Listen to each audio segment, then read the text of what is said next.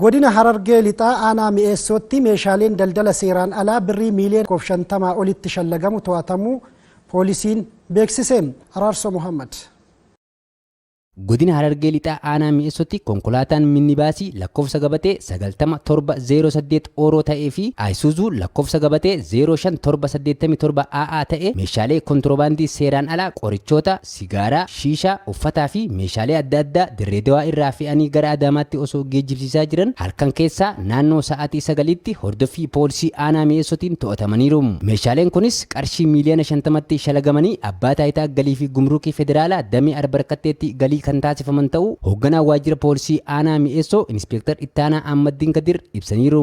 Daldala seeraan alaa to'atamu keessaafu kan miidhaa nama irratti illee kan fidu, miidhaa fayyala irratti kan fiduu fi miidhaa nageenya irratti kan fidu. Keessaafu nageenya irrattis namni alaa garaagaraa ammas keessa shiishaa maal jira. Namni dargaggeessi keenya hojii kan hojjechuu danda'u hojii dhiisee shiishaa garaagaraa kana jala kufee akka harkisuu danda'uuf fayyaa namaa irratti dhiibbaa fida. Daldaltoonni hojii kanarraa of qusachuu akka qabanii fi aanichatti daldala seeraan alaa kana hambisuuf yeroo adda addaatti hubannoon kennamaa kan ture ta'uu qondaaltonnii fi miseensonni waajjira poolisii aanaa mi'eessoo dubbifne tokko himaniiru. Daldalli seeraan alaa balaa biyyattii qaba, siyaasa irratti balaa qaba, diinagdee irratti balaa qaba, ikoonoomii irratti balaa qaba.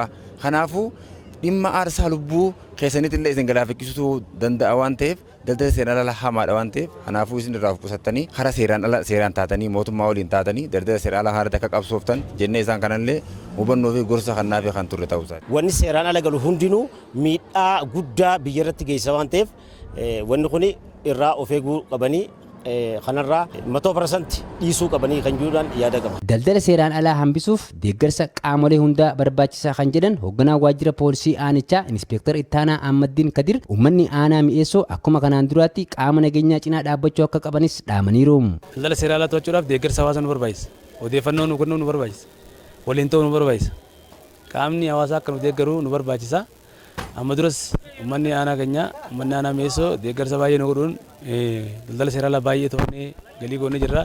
Ammallee galii godhuuf jirra. Qaamoleen nageenyaa keenya bakka jirutti cimee qaamni dhimmi ilaalu bakka jirutti cimee daldala seeraan alaa kan miidhaa dargaggeessa keenya irra fidu, uummata keenya irra fiduu danda'u, kan miidhaa biyya keenya irra fiduu danda'u kana waliin taanee haa ittisnu jechuu barbaada. Keessattuu meeshaaleen akka sigaaraa, shiishaa fi dawaaleen adda addaa karaa seeraan alaatiin seenan miidhaa hamaaf uummata kan saaxilu ta'uu jiraattonni naannichaa arginee dubbifne tokko himuun qaamoleen nageenyaa cimanii irratti hojjechuu akka qabanis dubbataniiru.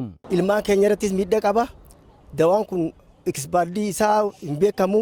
Namni kuma meeqaan tamiitti dawaa kana fudhatee kanaan galaafamuu danda'a jechuudha. Sijaaraanis akkasumatti ijoolleen xixiqqoon amma lafaa kaatu kan baratu hundinuu kana dhugee dhukkuba adda addaatiinis kaansarii adda addaatiinis saaxilamaa jira jechuudha. Kuni silaanii ganumaa akkumatti itti fufuu qabdanii jaantana. Kun uummanni irraa beekaa harma kallattuma bareedaadhaan kallattuma mootummaan beekuun galii mootummaatis galchaa ififillee yoo galii argatan isaanifillee murteessaa bareeda isaanifillee jeetiyyaati. Qaamoleen nageenyaa immoo haa galatoomanii hedduu takka isin galatoomfannaa.